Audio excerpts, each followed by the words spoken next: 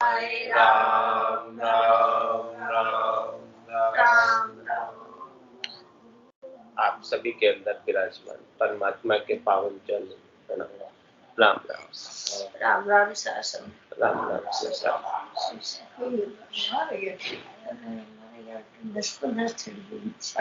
आनंद श्री सदगुरु सुखराम जी महाराज की अड़बे अर्जस पदराग जोग धनाश्री 11 आरंभ हो रहा है।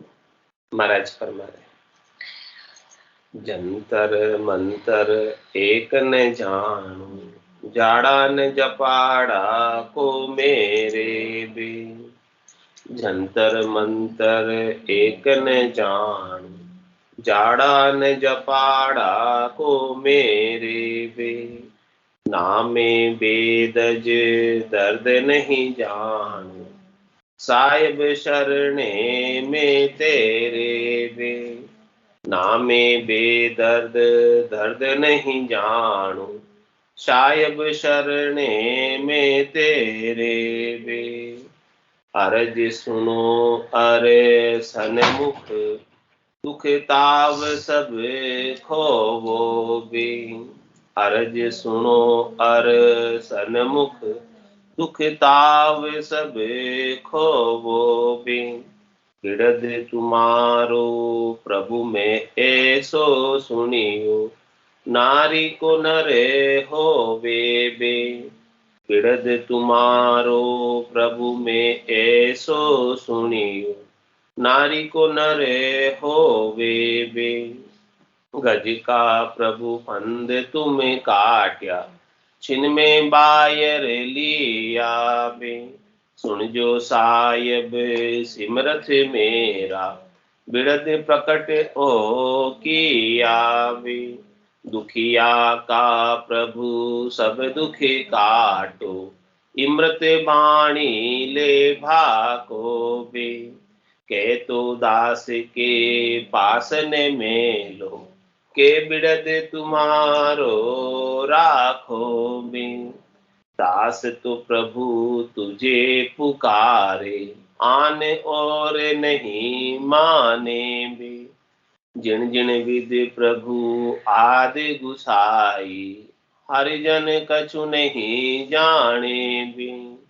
जुग जुग जन की थे सहाय जी की पीड़ पड़ी त्यां आया बे।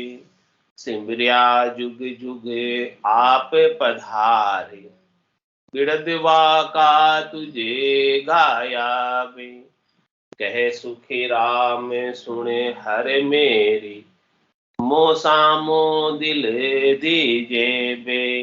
कामी क्रोधी हुई हूँ तेरा सहाय बिरध सुने की जो बे। जंतर मंतर एक न जानू जाड़ा न जपाड़ा को मेरे बे। नामे बेदज दर्द नहीं जानू साहिब शरणे में तेरे बे। शरणागति की बात करें महाराज किस प्रकार से भक्ति करने वाले जन को परमात्मा के राम जी के साहिब के शरण में जाना चाहिए। वो शरण की बात महाराज फरमा रहे हैं कि पूर्णतया राम जी के ऊपर आश्रित हो जाए,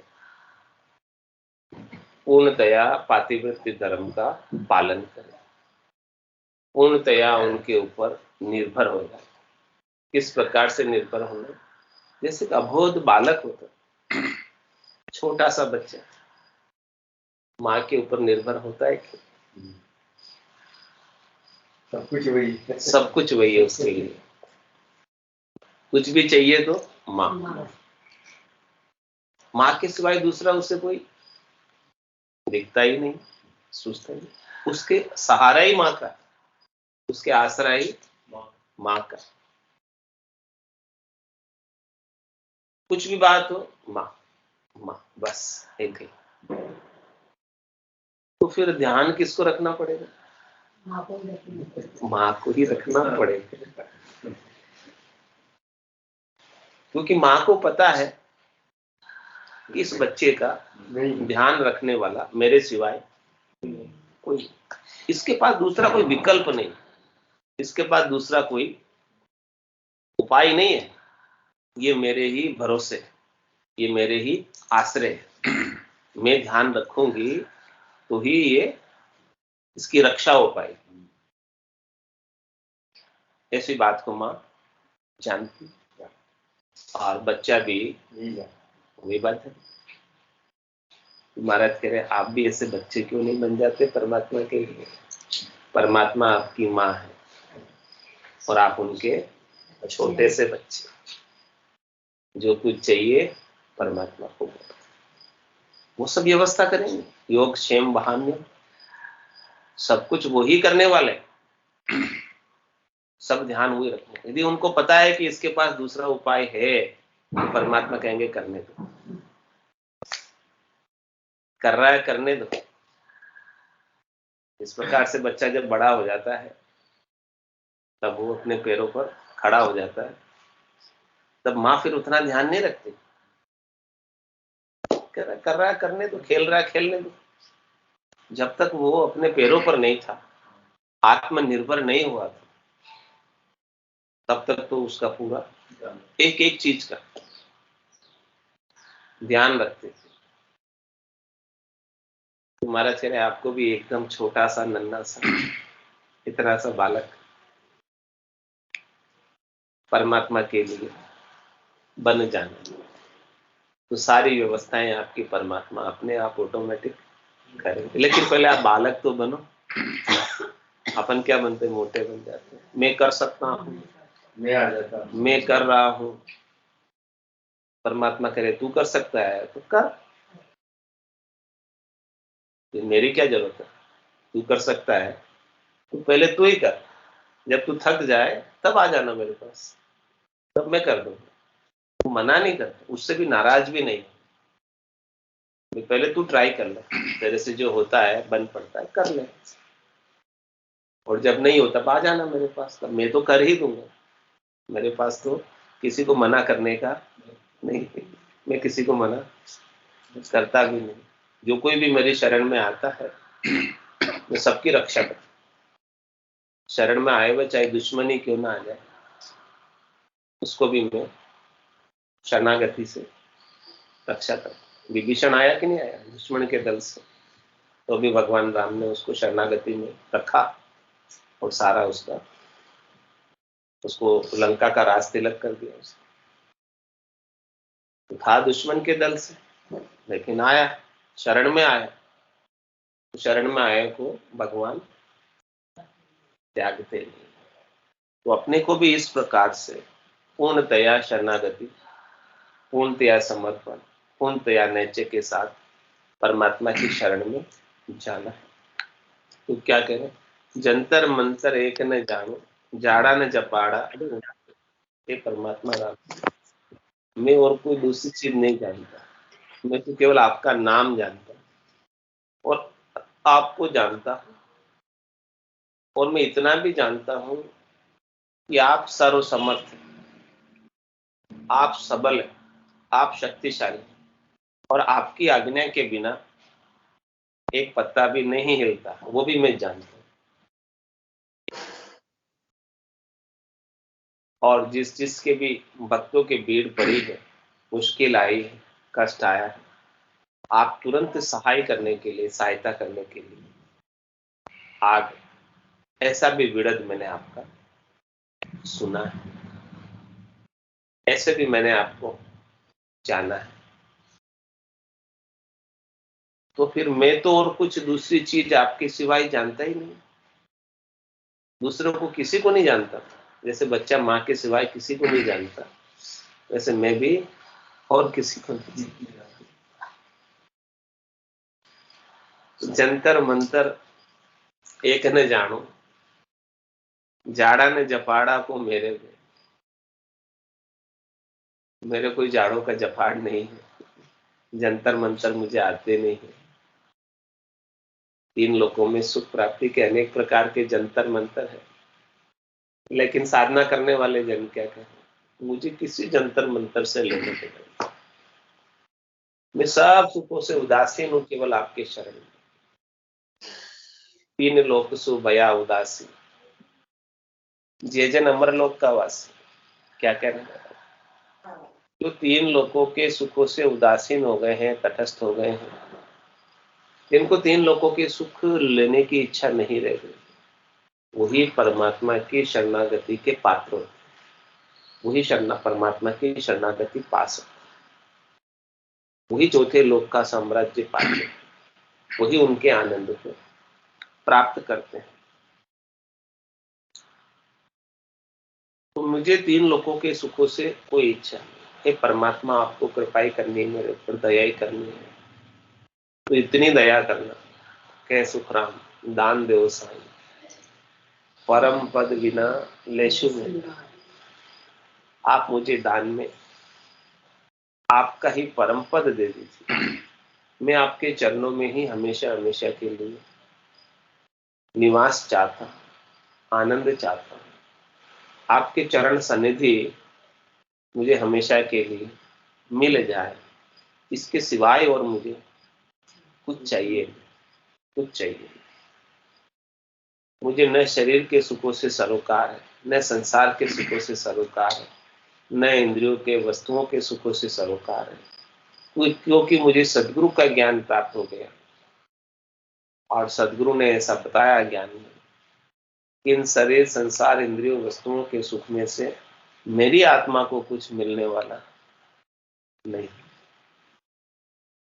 मेरी आत्मा को कुछ मिलेगा तो आपके आनंद के सिवाय और कुछ प्राप्त हो नहीं सकता। तो ये परमात्मा, आप मेरी ऐसी कृपा करें मेरे ऊपर कि मेरी आत्मा के अंदर आनंद की अनुभूति भरपूर बनी रहे, और इस आनंद की अनुभूति के अंदर रहते हुए मैं संसार के प्रति सहज भाव से, समभाव से रहूं, समता में रहूं। न मुझे किसी के प्रति राग हो, न मुझे किसी के प्रति द्वेष हो।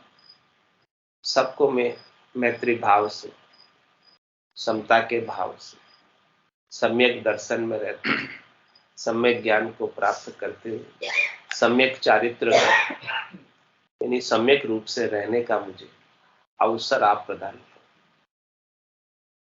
ऐसे आत्मा के अनंत गुणों के आनंद का हम अनुभव करें, हमारी रहनी में है।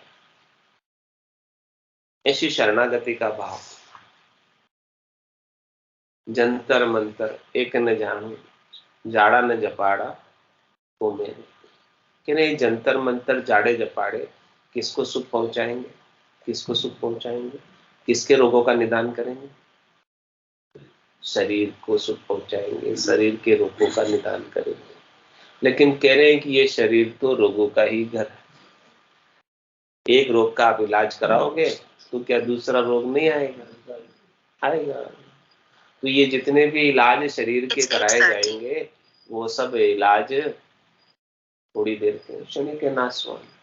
लेकिन जो आत्मा के रोग लग रहा है, असाध्य रोग, जिसका इलाज डॉक्टरों के पास नहीं है, वैद्यों के पास नहीं है, जाड़े जपाड़े वालों के पास नहीं है, जंतर मंतर वालों के पास नहीं है, उसका इलाज कौन करेगा?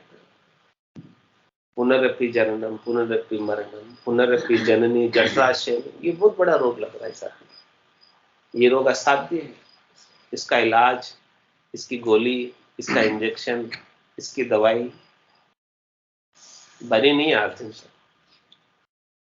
वैज्ञानिकों ने, साइंस ने, मेडिकल साइंस ने बहुत प्रोग्रेस कर, लेकिन कोई ऐसी गोली, इंजेक्शन, दवाई बना ही नहीं कि जिससे मरे नहीं।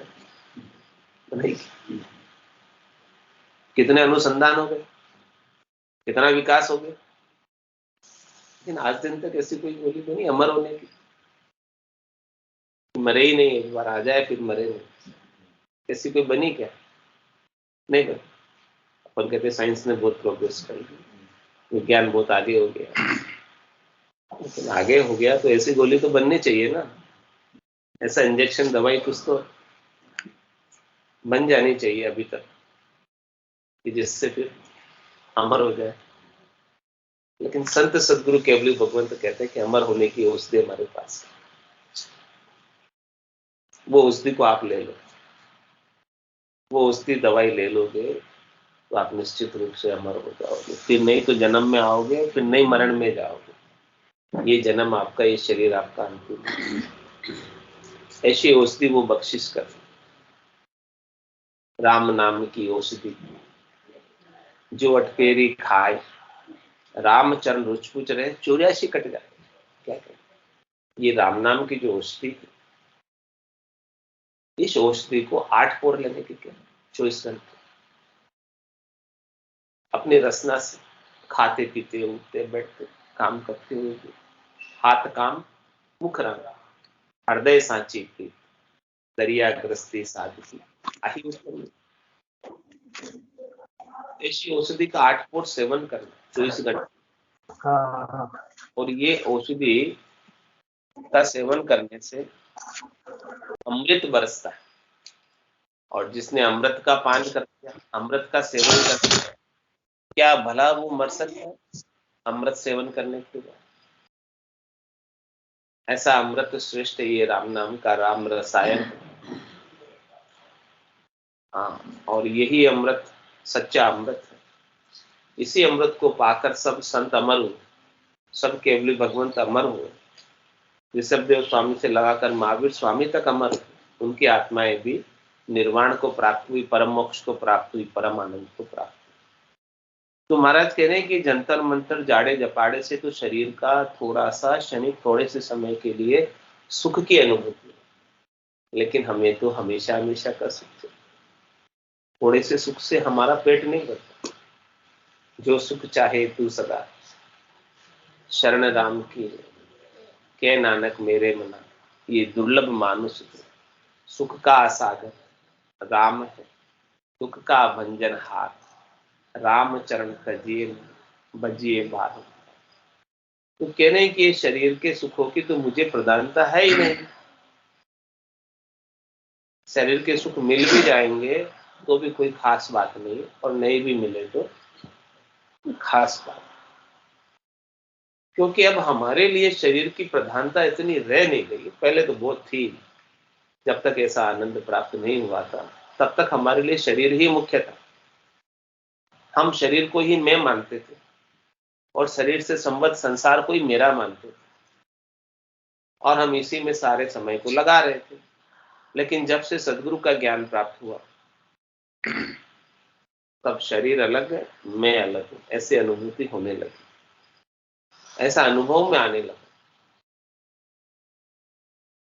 तो जंतर मंतर एक न जान, जाड़ा न जपाड़ा मेरे भी। और क्या करे, नाम में बेदर्द, दर्द नहीं जान, सायब शरणे क्या करे? न तो मैं बेदर्दी हूं और न मेरे दर्द है। यानी मैं दर्द से रहित भी नहीं हूं और मैं दर्द में भी नहीं। क्योंकि दर्द जो है और दर्द से रहित, ये कौन होता है? शरीर होता है। आत्मा को न कोई दर्द है, न ये आत्मा बेदर्दी। आत्मा के स्वभाव में नहीं है दर्द होना। दर्द किसके साथ लगा हुआ? शरीर के। तो सदगुरु ने ज्ञान से इस स्थूल शरीर से अपने को न्यारा कर दिया, अलग कर दिया। क्या आप स्थूल शरीर नहीं हो जिसमें दर्द होता है?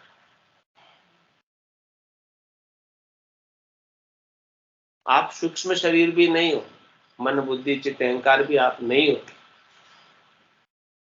जिसमें भी दर्द होता है। आप कारण शरीर भी नहीं हो, आप महाकारण शरीर भी नहीं हो। आप एक शुद्ध चेतन आत्मा, जो परमात्मा का अंश, ईश्वर अंश, जीव अविनाशी, चेतन अमल, सहज सुख राशि। आपका सच्चा स्वरूप आनंद स्वरूप है। आप चेतन स्वरूप हो, आनंद स्वरूप हो, और सहज सहज में सुख की राशि, आनंद की राशि। वो सहज आनंद का प्रवाह आपके भीतर हो रहा है। लेकिन इसमें माया का भेड़ होने की वजह से खोट आ गई, विकृति आ गई, और सुख और दुख का ये आत्मा अनुभव करने लगी शरीर के साथ में। तो सुख है तो शरीर में है, और दुख है तो, और अपन शरीर तो नहीं। शरीर का तो थोड़े से समय के लिए अपन ने संग किया, किसी किराए के घर में रह गए, थोड़े से समय इसे खाली कर दो, खाली कर। अब किराए के घर को कितना ही सजा लो, संवार लो, खाली कर लो, कितना अच्छा कर लो, खाली कर लो। ये बात महाराज समझा रहे कि नामे बेदर दर्द नहीं जाने, शायब शरणे मैं तेरे। हे शायद परमात्मा राम जी, मैं तो आपकी शरण में, आत्मा से मैं आपकी शरण में, भीतर से मैं आपकी शरण में, हृदय से मैं आपकी शरण में। और ये संसार के सुख और दुख जो शरीर के साथ अपने कर्मों के उदय के अनुसार आते, जो भी सुख भी आता है तो अपने कोई पुण्य कर्मों के बंध की वजह से, पुण्य कर्मों के उदय की वजह से आते। पूर्व में कोई पुण्य कर्म अपने किए थे तो उनका बंध हुआ था, तो बंध का सुख के रूप में हमें भोग प्राप्त होता है। और दुख जो आता है अपने अंतर में, वो पूर्व के किए हुए पाप के उदय से आता है। कोई पाप कर्म उदय होता है तो दुख आते हैं। तो ये सुख और दुख अपने ही किए हुए पूर्वकृत कर्मों का भोग। वास्तव में न तो कोई सुख है न दुख है, जैसा अपन ने किया था वैसा अपने को वापस मिल रहा है। न अपने को कोई दुख दे रहा है और न अपने को कोई सुख दे रहा है, लेकिन जो निमित्त बनता है सुख देने में और दुख देने में, उस निमित्त के साथ अपन क्या करते हैं, सुख देने वाले के साथ राग कर लेते कि ये हमें सुख पहुंचा रहा है, और दुख देने वाले के साथ द्वेष कर लेते ये हमें दुख पहुंचा रहा है। लेकिन महाराज कह रहे हैं कि वो तो केवल निमित्त है, उसने न तो आपको वास्तव में सुख पहुंचाया, नहीं आपको वास्तव में दुख पहुंचाया। तो आपके ही किए हुए कर्मों का फल आया है, उदय हुआ है आज। जिस प्रकार से आपने आषाढ़ के महीने में बीज बोया था तो कार्तिक के महीने में फसल आई है। जैसा आपने आषाढ़ में बीज बोया था वैसी फसल कार्तिक में आएगी। गेहूं का बोया था तो गेहूं की आएगी, मक्की का बोया था मक्की की आएगी। जो भी तेल तिलहन जैसा भी आपने कपास जैसा भी आपने बोया वैसी आपको फल स्वरूप फसल प्राप्त हो जाएगी। तो ये सारे दुख सुख जब तक ऐसा ज्ञान नहीं होता है सतगुरु का, तब तक लखने में है। और अपन नए कर्म नए संसार बांधते रहते। पुराने तो अपन ने किए थे अज्ञान अवस्था में, उसकी वजह से बन गए थे। लेकिन अब जब सदगुरु का ज्ञान प्राप्त हो गया तो अब तो नए राग द्वेष नहीं बंधने चाहिए। या अब भी अज्ञान अवस्था में ये मानोगे कि उसने दुख पहुंचाया, किसी ने दुख पहुंचाया, किसी को आप कारण मान रहे हो, तो ये क्या हुआ, अज्ञान अवस्था हुई कि ज्ञान अवस्था हुई? हाँ, दुख के पीछे किसी को कारण मानना कि इसने मुझे दुख दिया, इसने मुझे गाली दी, इसने मेरा अपमान किया। ये क्या है, ज्ञान अवस्था कि अज्ञान अवस्था? अज्ञान अवस्था। क्योंकि उसने न तो गाली दी न दुख पहुंचाया, वो तो केवल आपके ही किए हुए काम को वापस से ऋण बदले चुकाने के लिए आया था। तो वो ऋण बदले तो चुकने थे, लेकिन आपने नए और बांध दिए। तो नए ऋणानुबंध और हो गए, उसके लिए फिर संसार बढ़ गया, फिर से वापस उसको भोगने के लिए आना पड़ेगा। तो अरज सुनो अर सन्मुख, दुख ताव सब हो।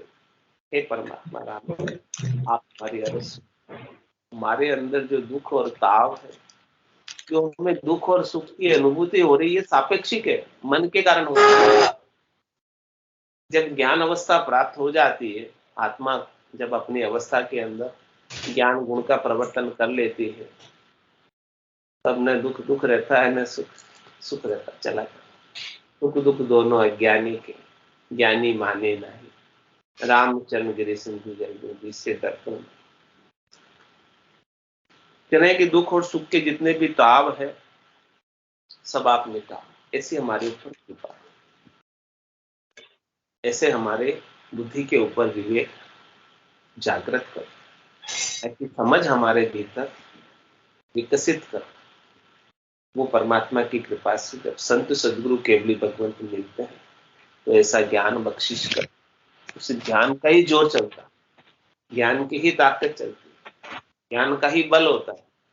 ज्ञान के बल से जितने भी प्रारब्ध कर्मों की सुख और दुख है, वो सहजता से हट जाते। सूले की सजा होती है, सूले की सजा होती है, लेकिन सुई के रूप में परिवर्तित होकर निकल जाती। किसके प्रभाव से? ज्ञान के प्रभाव। दुख तो बहुत बड़ा था, लेकिन ज्ञान होने की वजह से दुख दुख रह नहीं गए, थोड़ा सा टच करके निकल जाए। क्योंकि भोगना तो पड़ेगा, प्रारब्ध आपने किया था, लेकिन उसको भोगने की भी सामर्थ्य, शक्ति परमात्मा जब दे देते हैं, तो जब शक्ति आ जाती है तो दुख का जोर खत्म हो जाता है, खत्म हो जाता है। और शक्ति के बिना दुख का प्रहार इतना तेज होता है कि आदमी सहन नहीं कर पाता, उसमें आत्महत्या तक कर लेता, इतना दुख का प्रहार होता है। लेकिन जब परमात्मा शक्ति दे देते हैं, ज्ञान की ताकत दे देते हैं, दुख कितने से बड़ा ही क्यों ना, उसका जोर एकदम, परमात्मा की शक्ति के सामने दुख का जोर थोड़ी चलता है। दुख की क्या ताकत है जो परमात्मा की शक्ति के सामने चल सके? कोई ताकत नहीं सकती। तो अरज सुनो अरज सन्मुख, मैं आपके सन्मुख हूं, हे परमात्मा राम जी, आप मेरी अरज को सुनो, दुख ताव सब हो। मेरे भीतर जितने भी दुख के उद्वेग, दुख के संकलेश, दुख के विचार अनुभव में आ रहे हैं, लखा रहे हैं, इन सबको आप ज्ञान की ताकत से आप आनंद प्रदान करके मिटा, समाप्त कर। बिरद तुम्हारो प्रभु में ऐसो सुनिए, नारी को नर कहोगे। ऐसा आपका बिरद, आप कुछ का कुछ कर सकते, सर्वसमर्थ सबल, आपके लिए कोई मुश्किल नहीं। मैं तो छोटा सा, मेरा दुख तो छोटा सा, आपने बड़े बड़े पापी पार उतारिया, इस विध मोय उतारो। बड़े बड़े को आपने पार उतारा है, बड़े बड़े के दुखों का आपने दुख दूर किया है। तो इस बार आप मेरा भी दुख को दूर करके मुझे भी पार उतारो। बोलो राम सतगुरु देव जी महाराज ने, परम दयाल सतगुरु सुखराम जी महाराज ने, धन्य हो। अनंत श्री सतगुरु सुखराम जी महाराज के ज्ञान सत्संग भगवान ने, धन्य हो। केवली भगवंता ने, धन्य हो, धन्य हो।